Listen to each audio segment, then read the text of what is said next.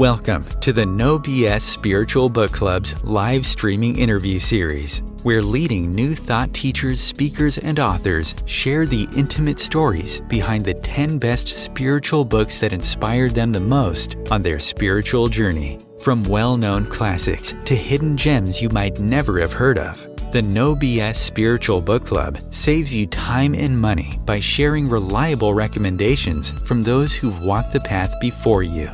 The No BS Spiritual Book Club, the only no BS guide to the best spiritual books to inspire your own journey of self-discovery.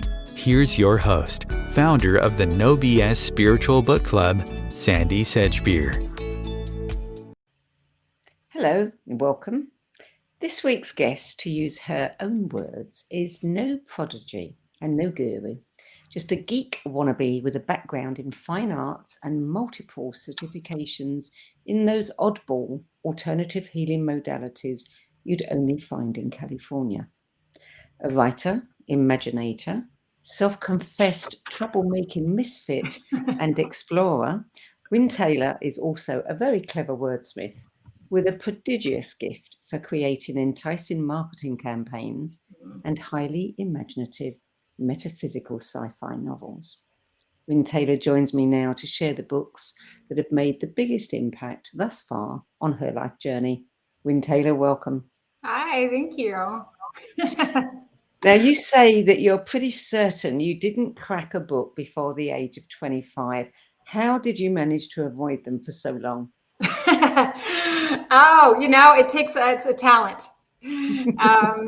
It's funny because I even remember thinking, I'm not sure I should have gotten out of high school. I just am pretty sure they wanted to get rid of me because I was enough of a troublemaker. But I guess just the bar was set pretty low as far as academic standards at that point. So what happened to change it?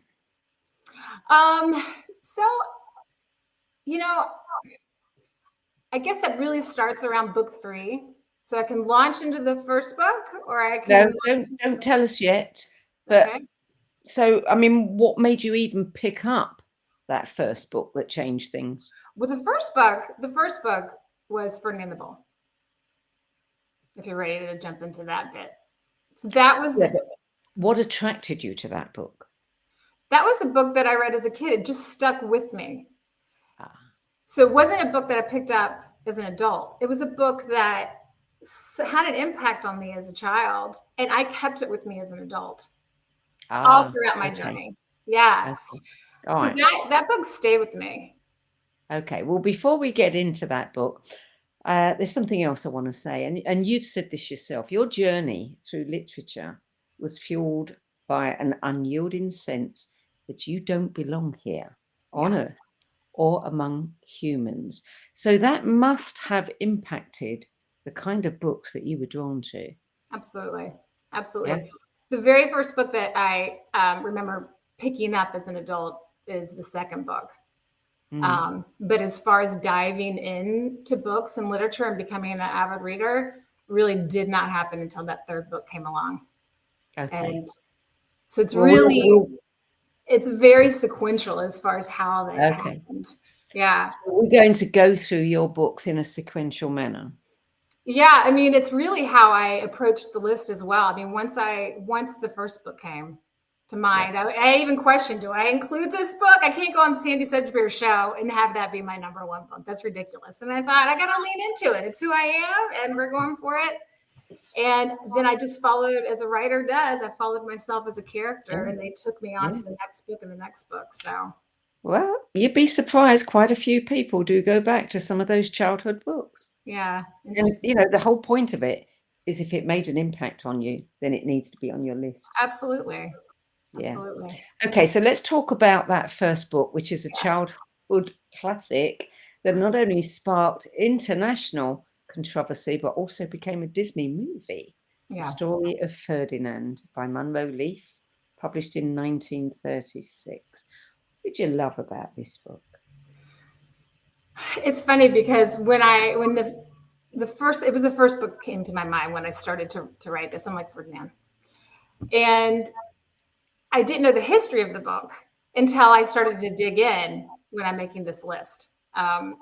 Apparently other people found it profound as well. But as a kid, you know, supposedly it's supposed to, you know, speak to, you know, being true to yourself or, you know, embracing who you are. And for me, it was really something, you know, it was Ferdinand. He just was peaceful. He was harmony. He couldn't be anything else, you know, and it was just his natural state of being, and something that's what resonated for me, even as a kid.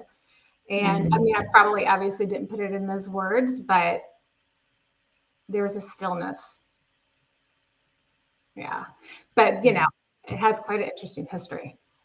A lot, yes, absolutely. I mean, it was banned at one point, and I think it was sometime around the Spanish War. Many people felt that it was, you know, a disguised attack or something.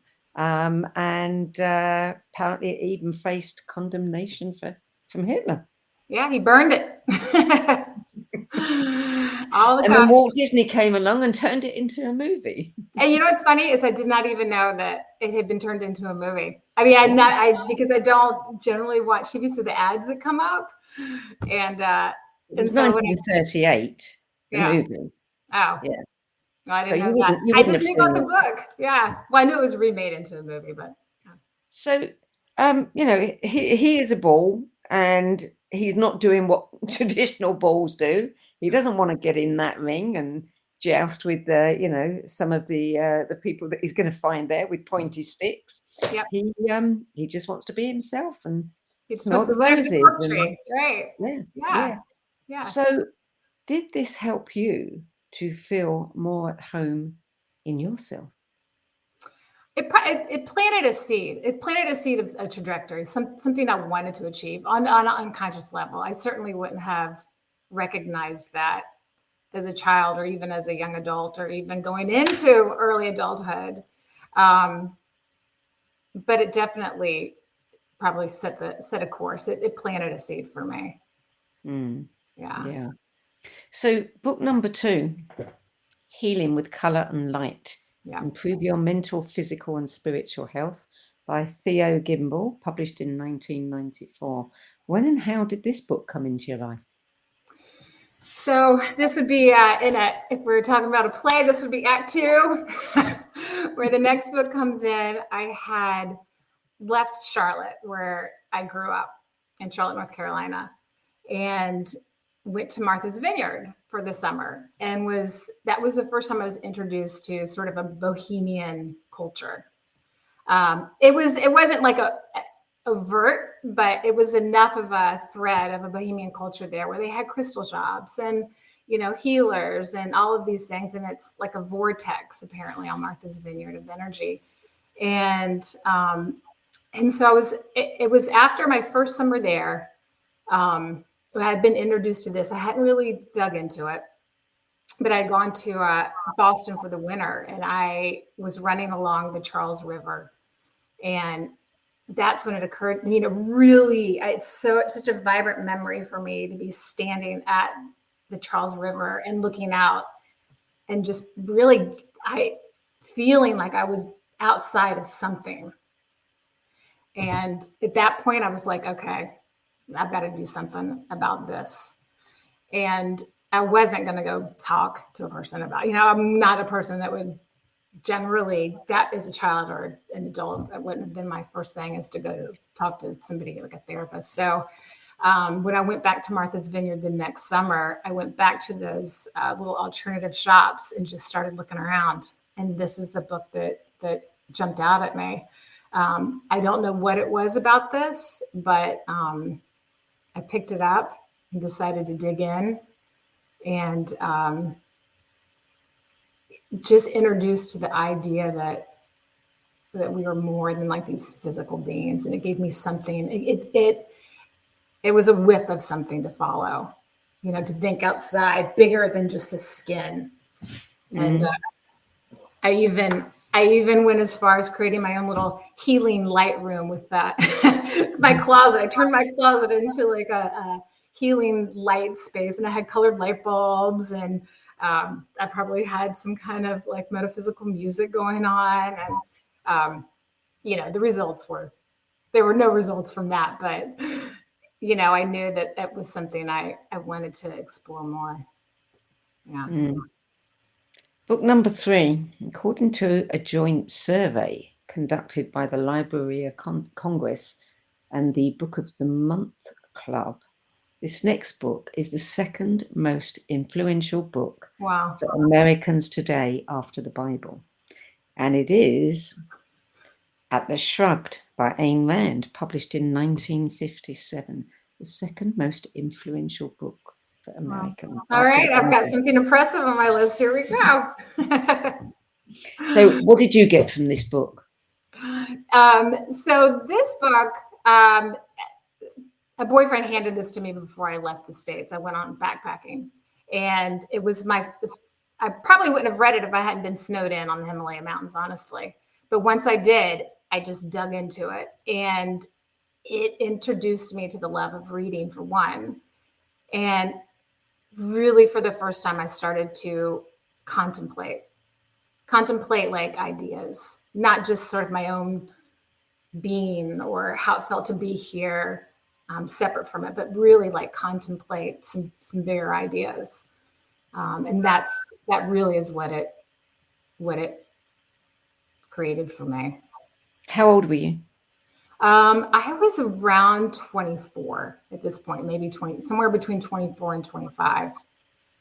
And I had really, when he handed it to me, I really didn't have any intention of reading it, but I put it in my backpack, and I always laugh. I was like thinking, I'm pretty sure he was telling me to level up, crack a book.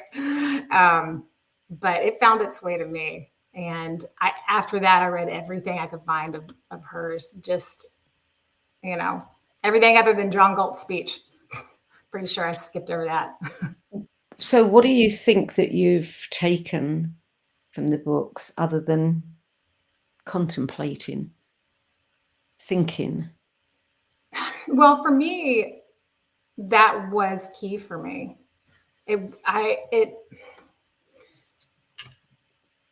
For me, it wasn't necessarily that I had started to learn anything specific up to this point. It was learning to think.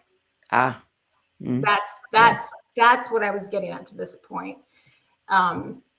More than just accepting information or accepting the way that things are based on what somebody else tells you reality is, but has you question the nature of things and the information that you're given. And in fact, all of my books, that is the underlying current. Is they really all put me deeper in the seat of my own stewardship. Yeah. Well, book number 4 is a book that you say made you feel out of your depth from page 1.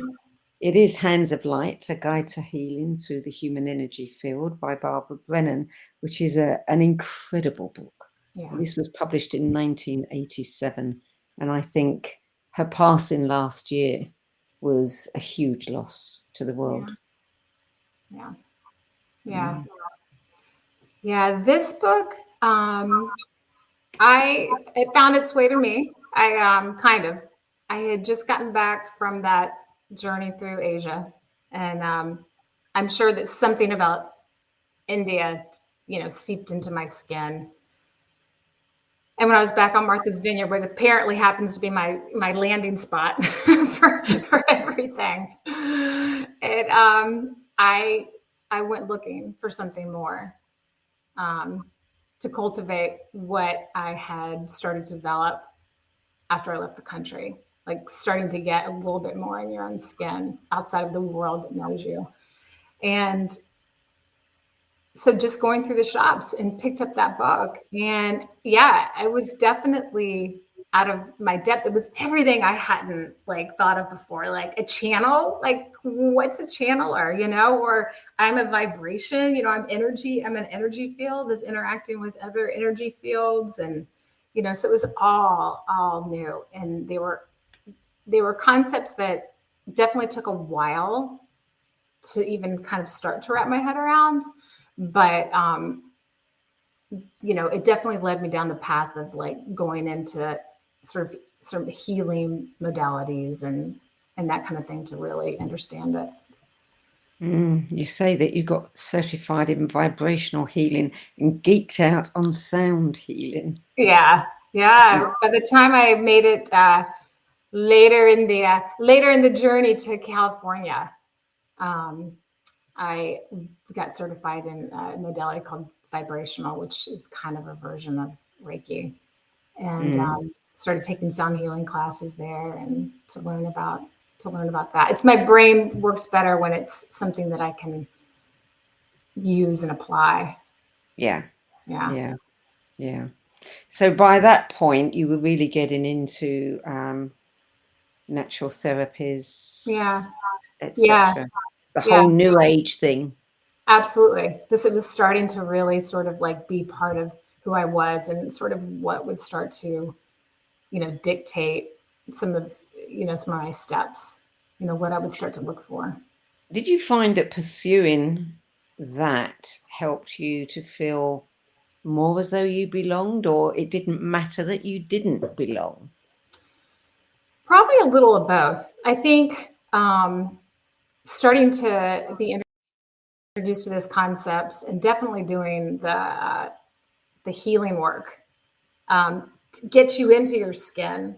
I think there's so many. I think that it's interesting when I hear a lot of people in the new age and they're going to these other realms outside of their body. And my journey has been get in your body. It's been like the total opposite. And so for me, really, that was the step one. You just got to get in your skin first, and everything. Anything else after that has, really kind of has to start there. At least for me, had to start there, and I think that's what it's helped me cultivate. Yeah.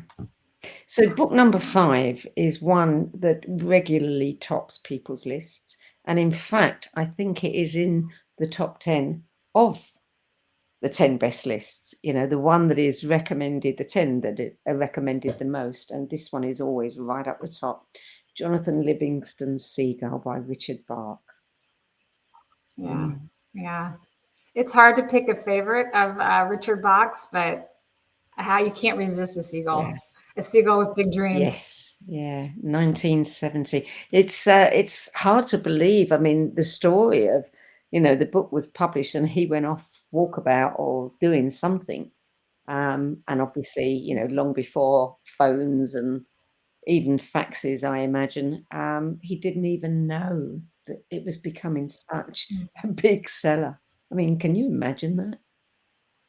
No, I can't. But I can see, obviously everyone can see why that book it touched something, didn't it?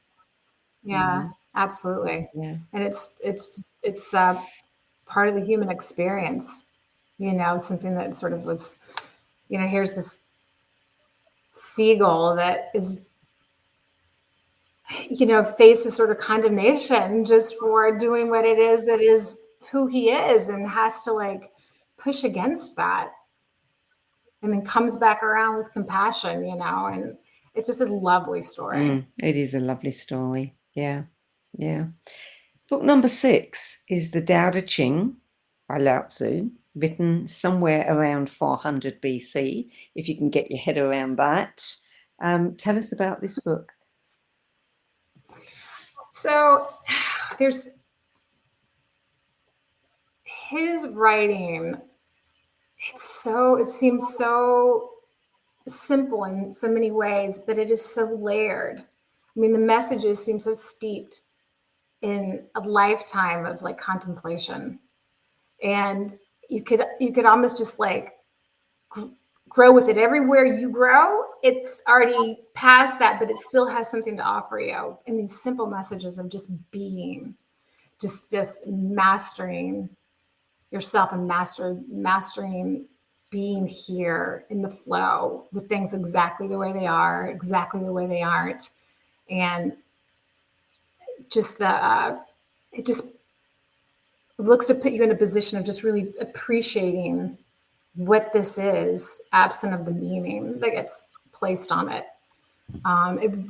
For me, it really felt like just the art of being. Was that a revelation to you? Yeah, and it's something that I still strive for in every moment. When it is something I always reach for. But yeah, I mean, I remember one of his particular where it has a farmer whose horse runs off, and then all these series of things happen that he just doesn't react to. I'm not going to go into the story because I know it will take too long, but it's sort of those things, just learning how to just let things be as they are, and there's a deep appreciation just to get it to the deep appreciation of being. Yeah, you said that you're moved and stilled by every word he's laid down. Is stillness something that is challenging for you, or was challenging? Oh, it was for sure. Yeah. I think, it's hard to be still when you're not in your skin. Yeah. I mean, it's it's not. And for me, like, even now I notice if I start to, feel off, it's like, stop, just be here. Do you go back to the book often?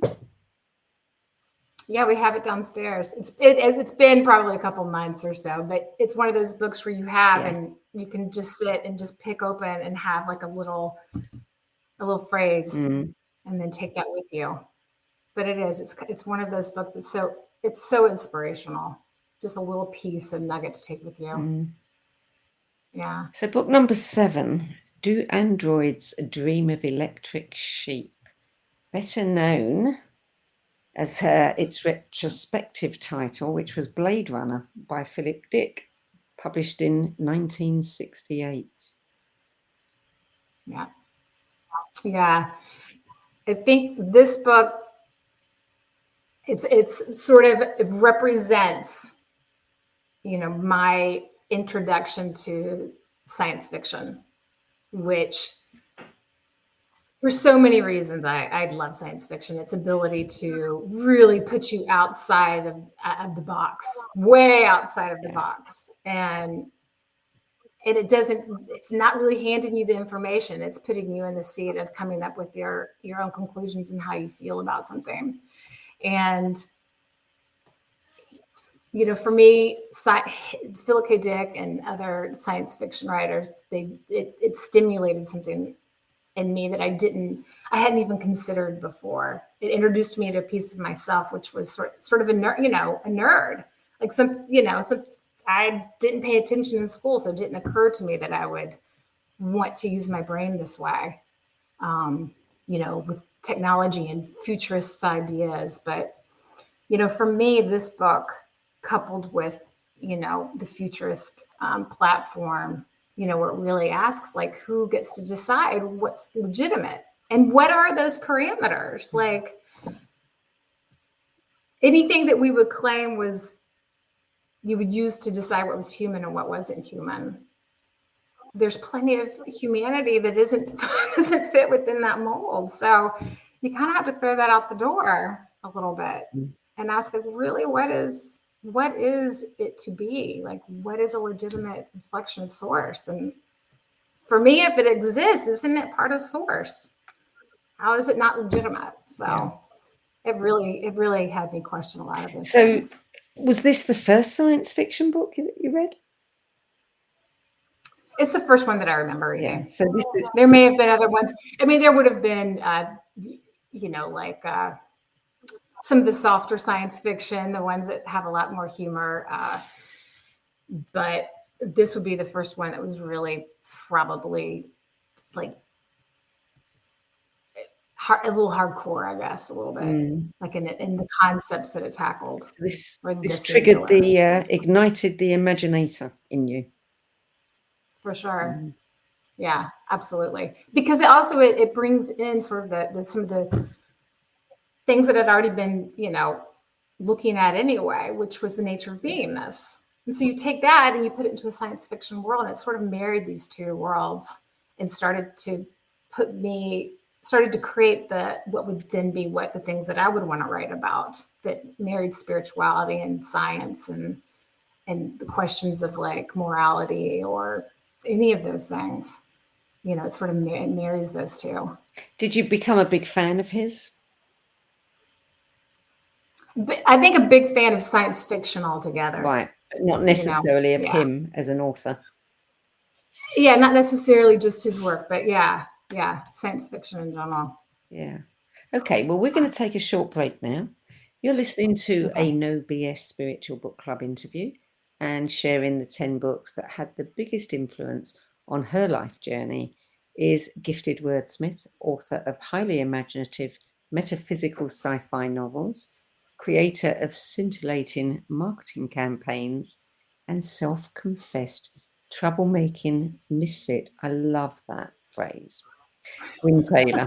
We'll be back with more of Winn Taylor's 10 best books after the break. Stay tuned. Om Times TV. Maya Angelou once said that there is no greater agony than bearing an untold story inside you. I'm Sandy Sedgbeer, and when I'm not hosting Om Times Media's flagship radio show What Is Going On and the No BS Spiritual Book Club, I help people share their untold stories. Books are my life, my joy and my passion, and there is no greater reward than helping aspiring writers get their books out of their heads and into the hands of those who are waiting to read them. If you feel that you have a book in you but don't know where to begin, visit sedgbeer.com. Click on the Work With Me tab and find out how my experience helping others tell their stories might be just what you've been looking for. That's sedgbeer.com, sedgbeer.com.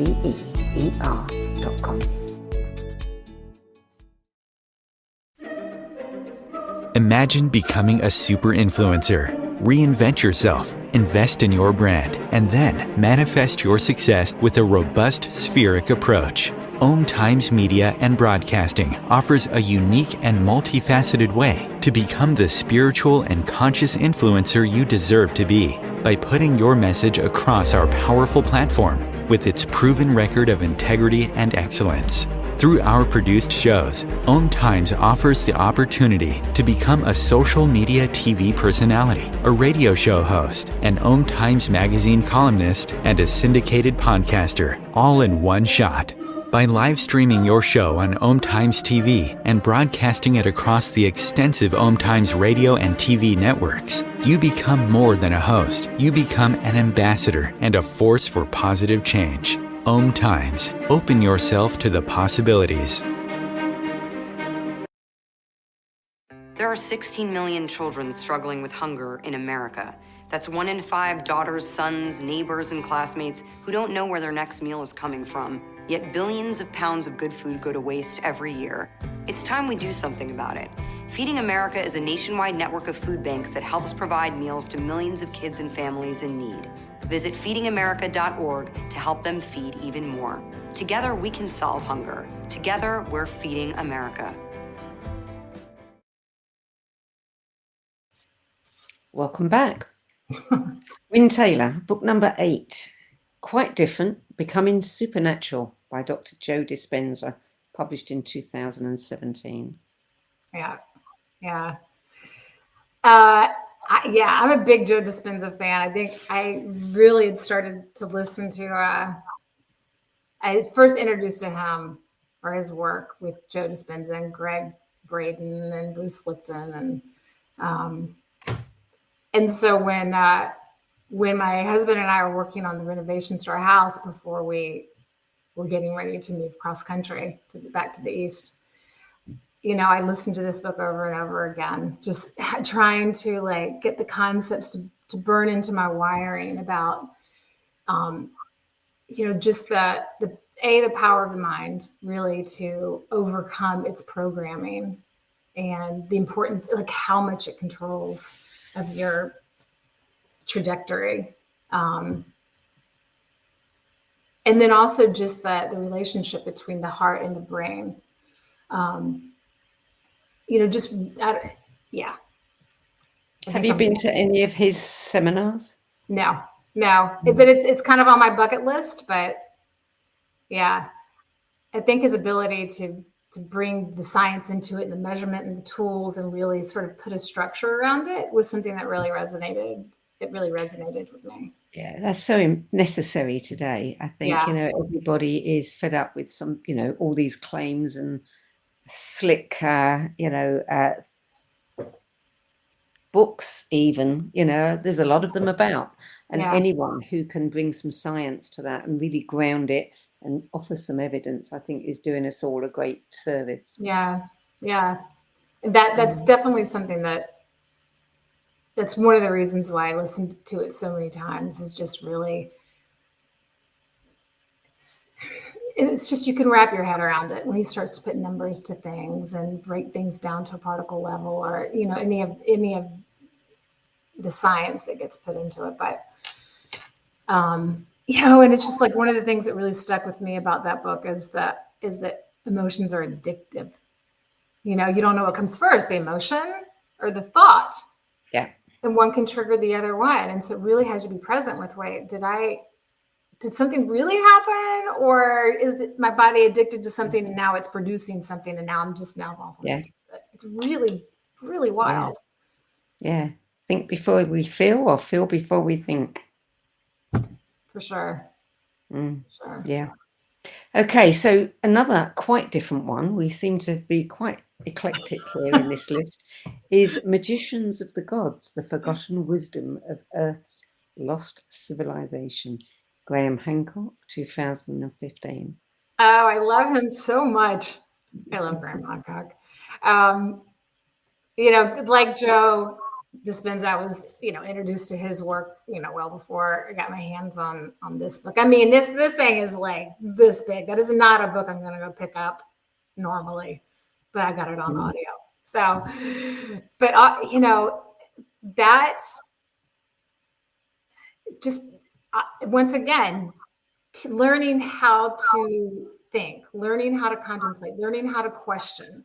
And he's another one that sort of brings research and science into his discoveries.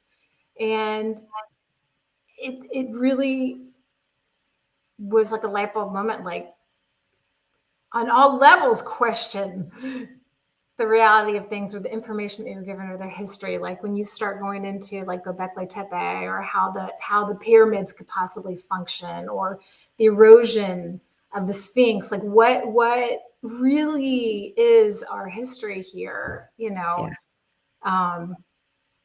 and he delivers it. He delivers his work in such a fluid way. It just makes it so much easier to absorb. Yeah. Did you watch his series, Ancient Apocalypse? Yeah. It's interesting how that really touched some people's nerves. He really got slammed by a lot of publications over that, which makes you smile, because you think, there's a lot of evidence here, and he's raising so many questions. Why would somebody just, call it pseudoscience? Yeah, absolutely. Keep, patting it down. Like a lot of you have this bring up things like homeopathic medicine. I know that you had a guest that would speak about that and how they were using that for mental health, and it's just so interesting. That get buried. Yeah, and like color therapy. Going back to the book too, like that was something that 1000 CE, like in the Middle East, it was part of the way that they he worked with people. It was yeah. We certainly live in an interesting time, and I really applaud the fact that we have all of these great people who are uncovering the science, as well as some of the phenomena. Okay, so book number 10, it's not really a book, it's a series of books, and it's not one that I've ever come across before, so you can educate me here. Certainly book 1 in the series was a nominee for Best Science Fiction 2021, and it is the Monk and Robot book series by Becky Chambers. Tell me about this series of books. Yeah, so it's a 2-book series. I don't know if she's gonna at some point add anything else to it, but this it is a wide swing from Philip K. Dick's book. You know, the premise of it starts where this tea monk Dex lives in basically the perfect world. Doesn't need anything. No one does. And yet he has a sense of something's missing. You know, that thing that always launches the hero on the journey.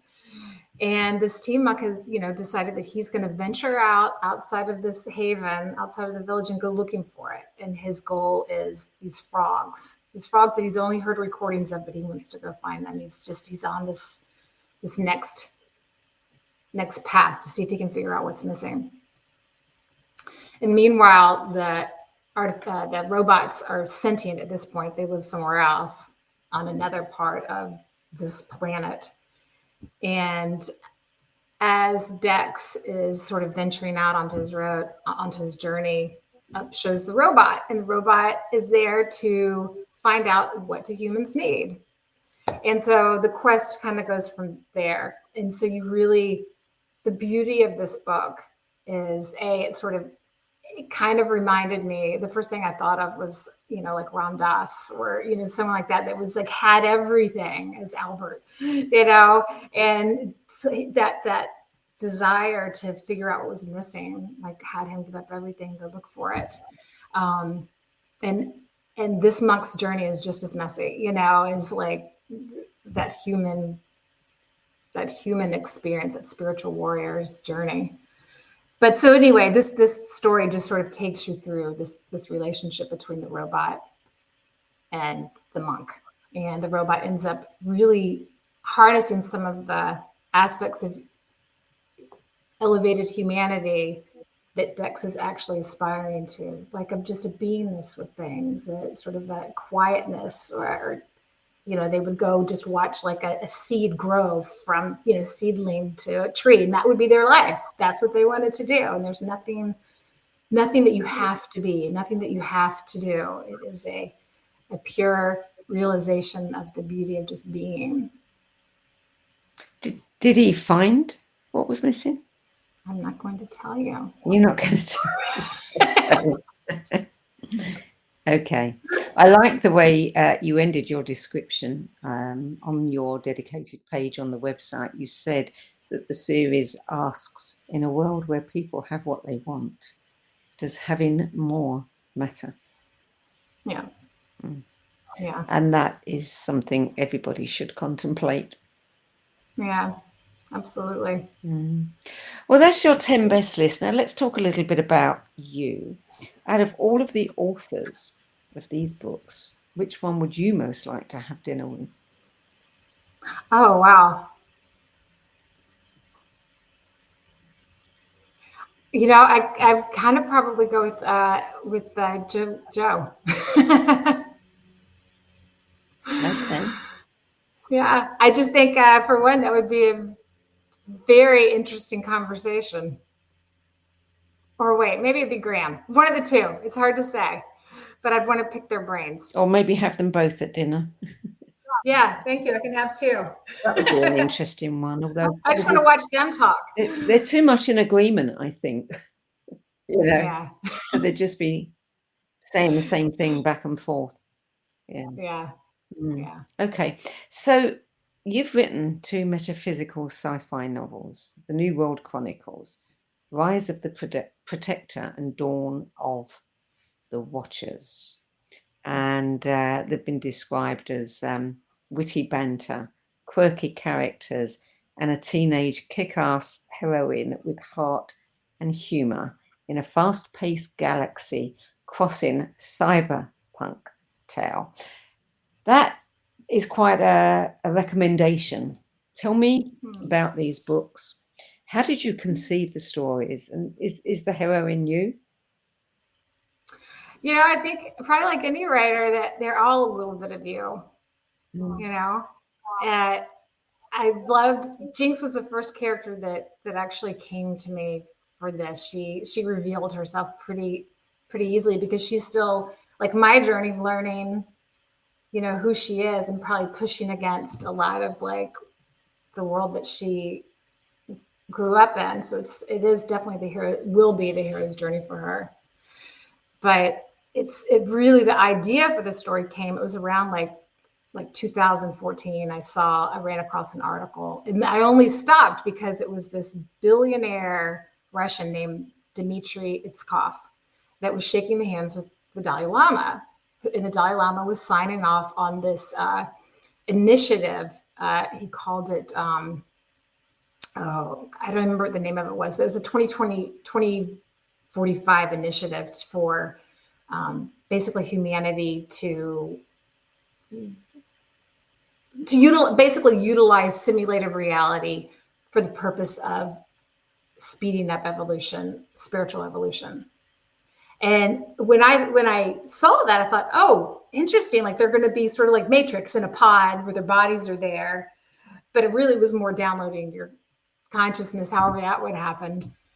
But the idea for that, I thought, wow, what if we did go into a virtual world, had our bodies in a pod, and then the environment was designed to help you reach higher levels of enlightenment and discoveries that you wouldn't get necessarily with all the other things going on. What would that look like? Or what would that be?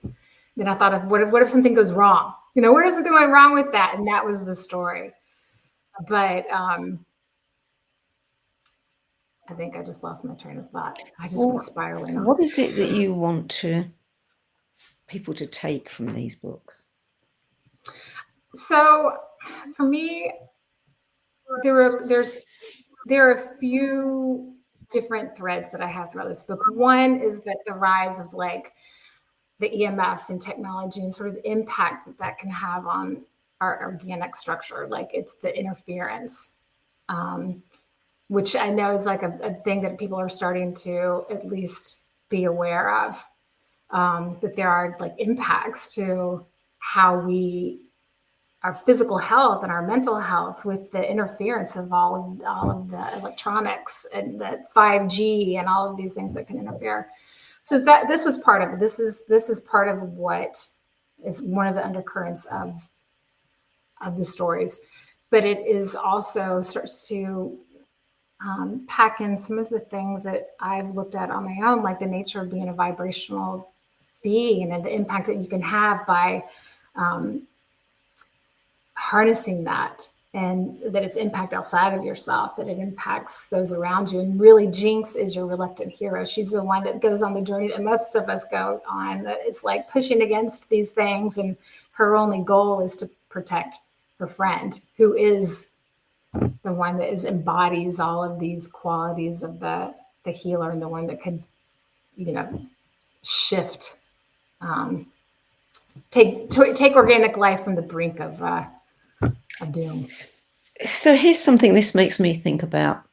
You've trained in vibrational healing. We tend to, when we're meeting people, engaging with people, a lot of what is going on between us is not said, and it's sometimes not even acknowledged as being felt, but it is coming in on a frequency. Yeah. What happens with, say, a robot that has no frequency? How do we interact with them? Yeah. Have you thought about that? Mm-mm. I mean, it's an interesting thing to think about, because it is for sure. But you have to, but also wonder, well, if the nature of reality is particle or wave, like if they're the very structure of their being is something that vibrates, or else it wouldn't be held in place. There must be at least the potential for something there. Like there is an intelligence in the very structure of its beingness. Like, why would it not have the capacity? Like the nature of the material that creates it it's not. Well, it's been created by a human, so it must have something. It must have something, and there's something holding it in place. There's an intelligence holding these pieces together. And is that any different than how we were created? Exactly. Yeah. And we're kind of machines reprogramming ourselves. Yeah.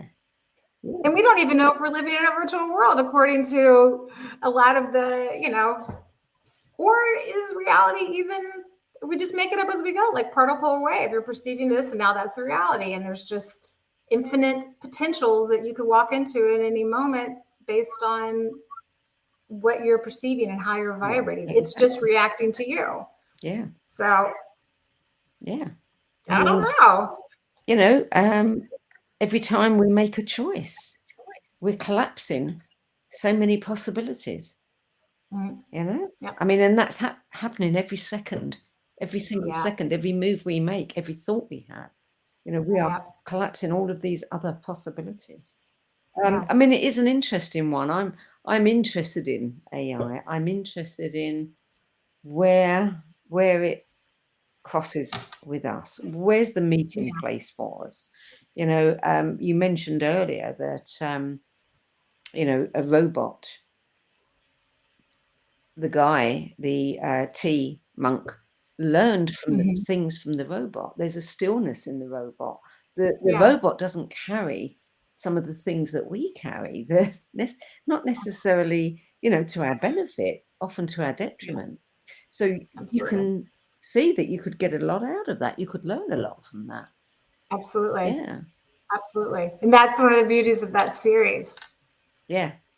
Or books like that, where it really. Do you address this in your series?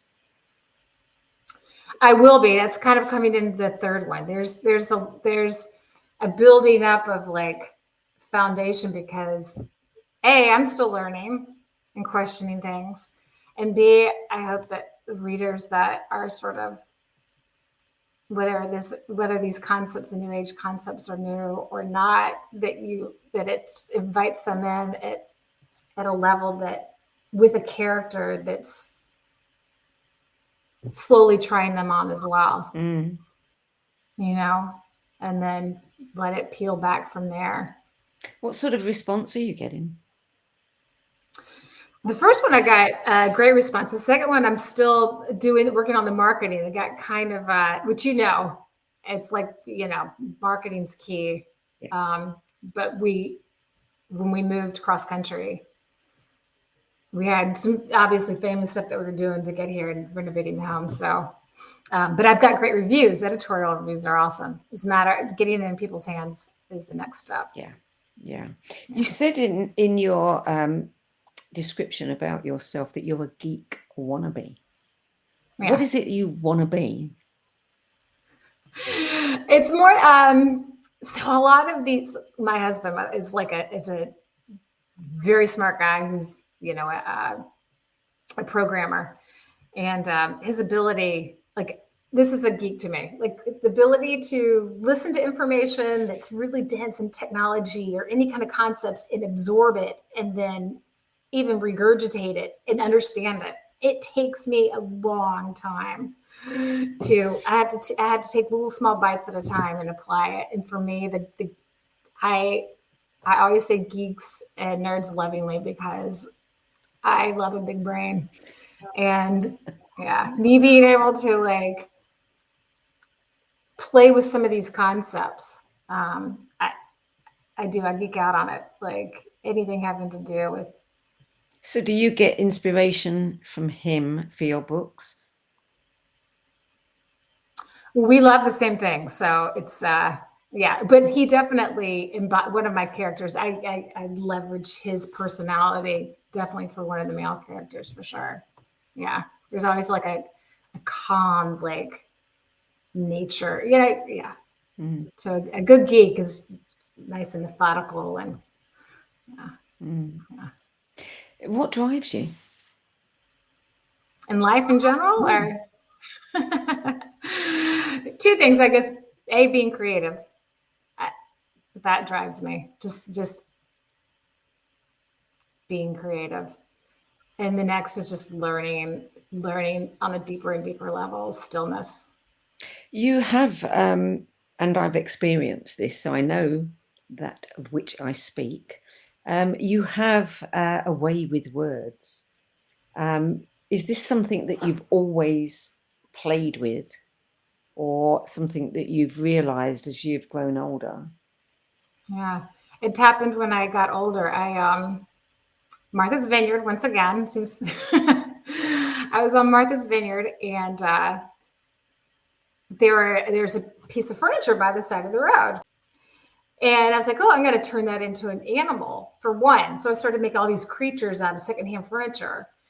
But I always felt like, God, it feels so bad. Like, how would it feel to just be tossed out on the side of the road? Like, you had this life and you performed your function, and then somebody just put you out. Or you get to the dump, or you get to, and so for me, I was like, well, it has to be a little heartbreaking.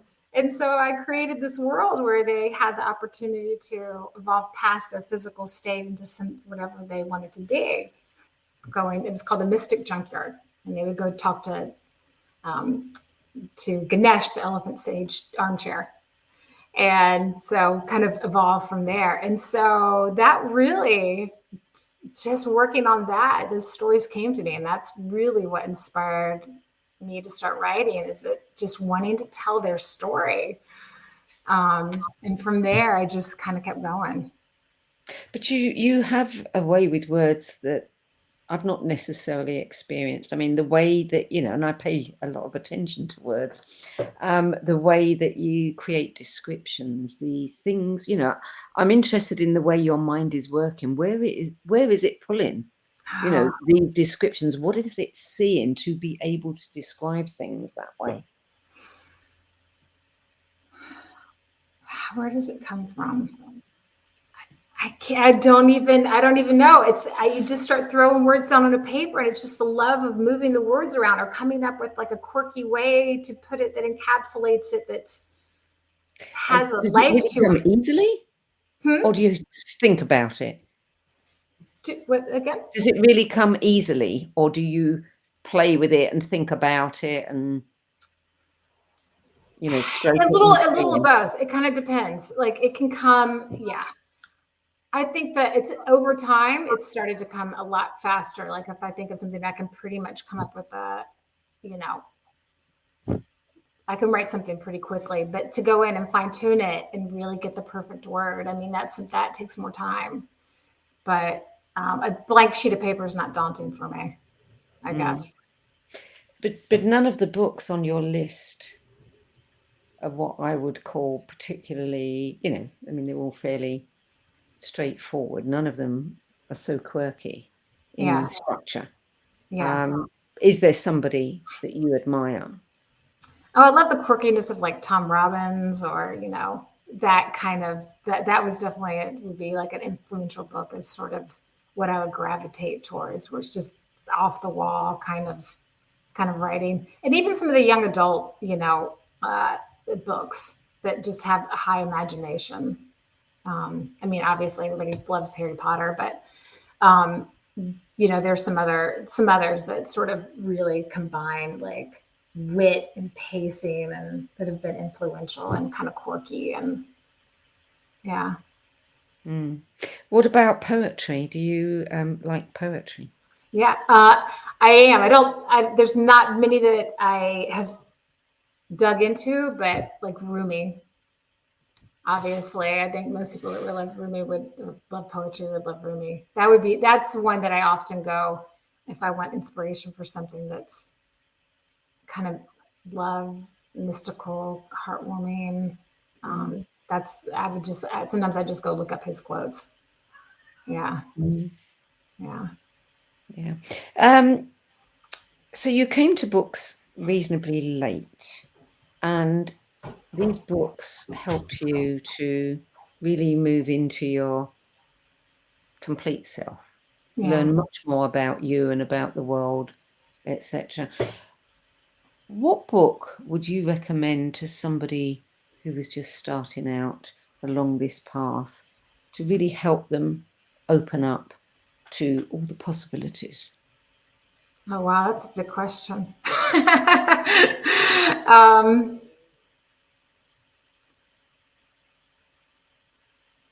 I know I keep going back to Joe, but it's one of the easiest places to start.